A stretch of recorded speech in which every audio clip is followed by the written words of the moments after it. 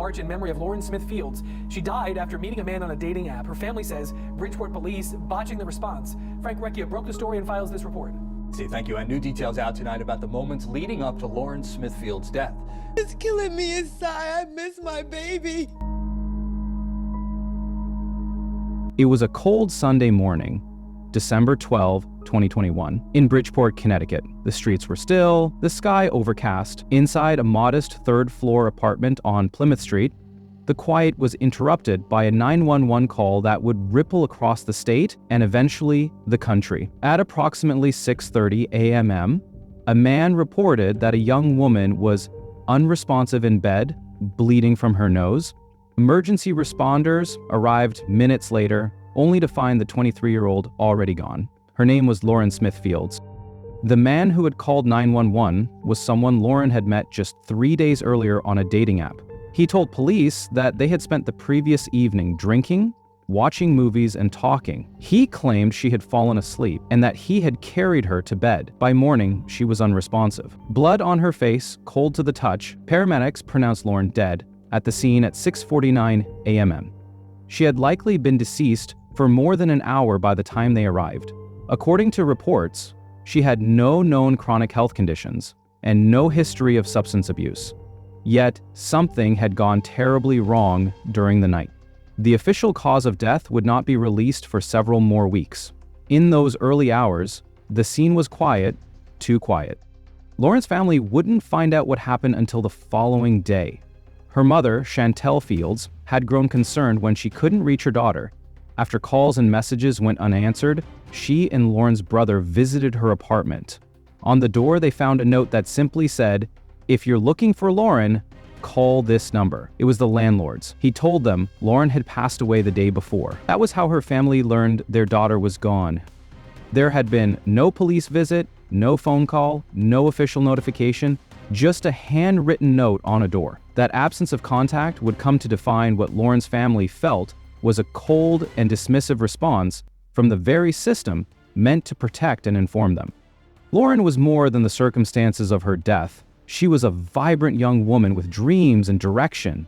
A graduate of Stanford High School, she was studying cosmetology at Norwalk Community College and had a passion for beauty and travel. She worked as an eyebrow specialist, created content on social media, and babysat in her spare time.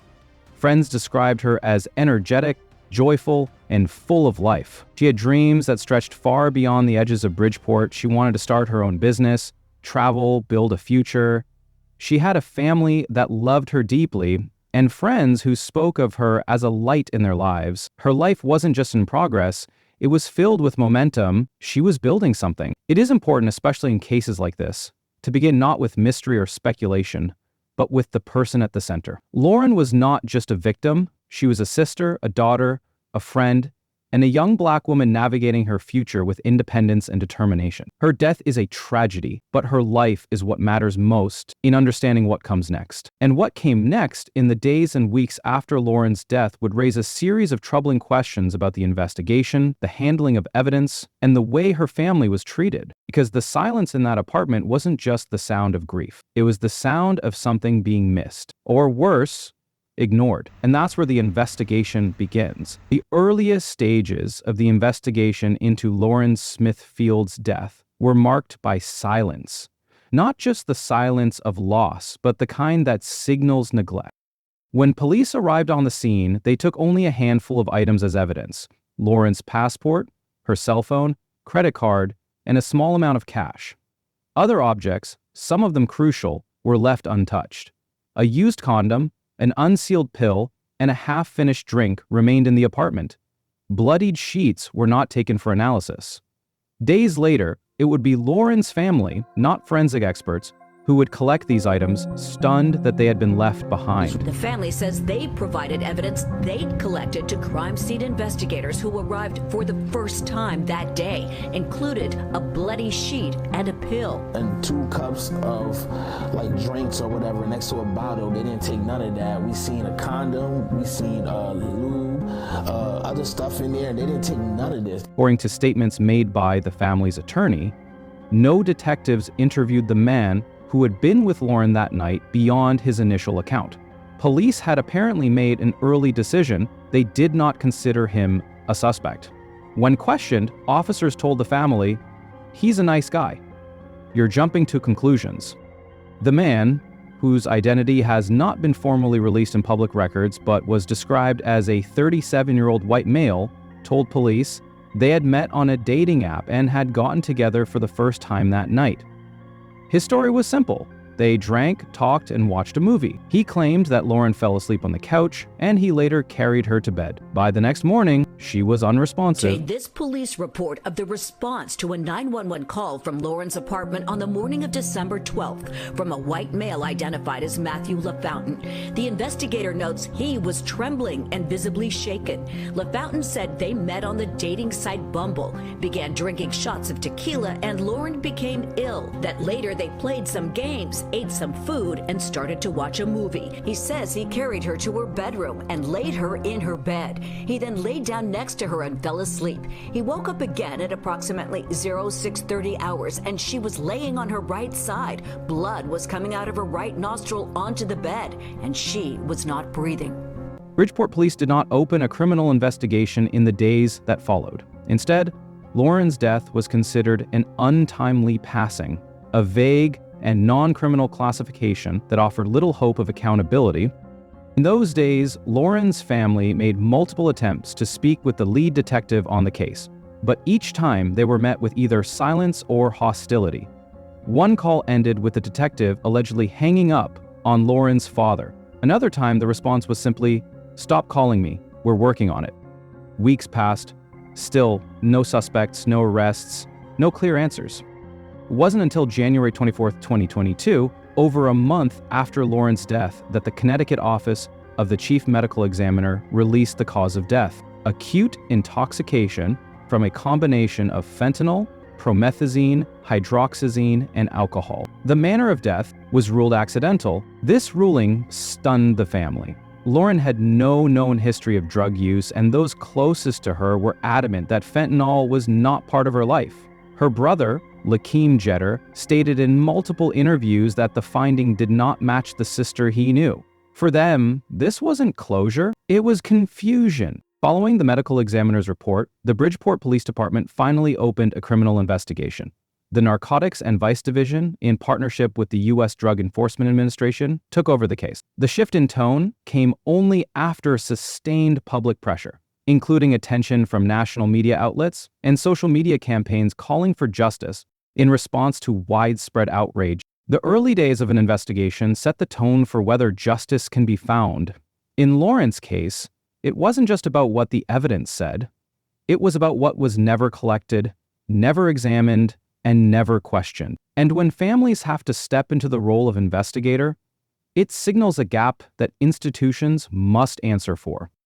As the case entered this new phase, attention began shifting from what had happened inside that apartment to what would or wouldn't happen in courtrooms, press conferences, and the halls of power. But even then, justice remained elusive. Despite the shift to a criminal investigation, the legal system has not brought formal charges or arrests in connection with Lauren Smithfield's death, the man who was last seen with her, and, to date, has not been charged with any crime related to her death. The absence of a suspect has left the case in a kind of legal limbo. While police officially reopened the investigation, and the case was handed over to the Narcotics and Vice Division with federal support from the DEA, there has been no announcement of new evidence, leads, or legal breakthroughs. In the days following the medical examiner's report, Lauren's family took action independently. They filed a notice of intent to sue the city of Bridgeport for its mishandling of the case, including failure to collect evidence, failure to notify next of kin properly, and what they described as negligence and indifference by police officers assigned to Lauren's file. Attorney Darnell Crosland, representing the family, accused authorities of violating Lauren's civil rights and of showing implicit bias in how the investigation was handled. The legal process from the family's perspective has focused on civil accountability. Their demands include disciplinary action against officers involved, legislative reforms around death notifications, and a broader investigation into possible racial disparities in how such cases are managed. They have also funded an independent autopsy, separate from the state's findings, though results have not been made public. What remains painfully clear is that, as of now, no criminal charges have been filed, no suspect has been detained or named, and the official classification of Lauren's death as accidental remains unchanged. While the legal system has yet to provide the closure Lauren's family seeks, the questions her death raised have not disappeared. If anything, they have grown louder, echoed in public protests, media commentary, and continuing efforts by the family to ensure the case is not forgotten. When justice stalls, it doesn't stop the pain, it shifts it. Onto families who must now become advocates, onto communities who must demand answers, and onto a legal system that often answers too slowly. The legal record may not yet show resolution, but the urgency has only deepened. And as the system delays, the people surrounding Lauren have turned to something more powerful than procedure: public truth, community support, and unwavering memory. In the weeks following Lauren Smithfield's death, the silence from authorities was met with growing noise from the public. Her story resonated far beyond Bridgeport, not only because of the tragedy itself, but because of how it was handled. Everybody, I love my daughter, and we need justice, we need answers. Across social media, people began sharing Lauren's name, calling out what they saw as a disturbing pattern: the way Black women's deaths are too often overlooked, under-investigated, and forgotten. Hashtags like Justice for Lauren, Black Women Deserve Justice, and Say Her Name began trending. They weren't just demands for answers, they were reminders that behind every headline is a life that mattered. On January 23rd, 2022, which would have been Lauren's 24th birthday, her family organized a rally in Bridgeport. People from across Connecticut and neighboring states joined in, carrying signs, chanting her name, and calling for accountability. The turnout was powerful. It wasn't just a protest, it was the statement that Lauren's life would not be quietly dismissed. Her mother, Chantel Fields, stood at the front of that march. With clarity and strength, she said, "My daughter's life mattered. She was more than how she died. And I will not stop fighting until her name means something to this city."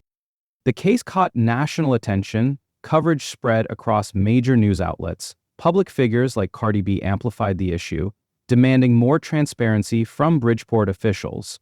The dating app Bumble, where Lauren had met the man she was last seen with, issued a public statement of support for her family.